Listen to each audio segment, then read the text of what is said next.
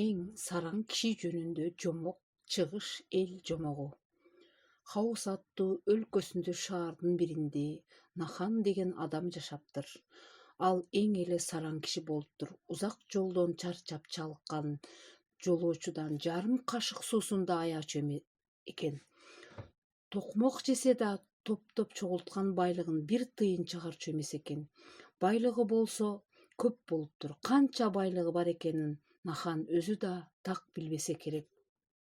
Бир жолу ал жайлоодон түшүп келип, эчкилердин биринин башын карапага салып алып чыгара албай жатканын көрөт.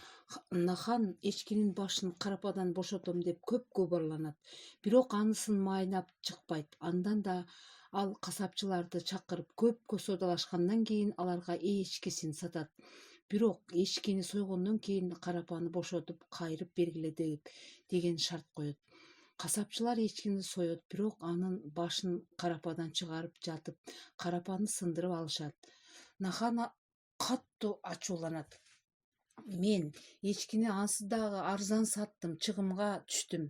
А силер болсо эми карапаны да сындырып салдыңар деп кыйкырат.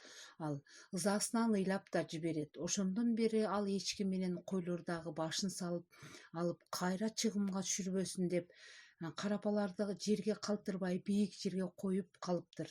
Ал эми эл журт болсо аны сараңдын сараңы деп атап калышыптыр. Балдар, жомок жактыбы? Жомоктун аягы.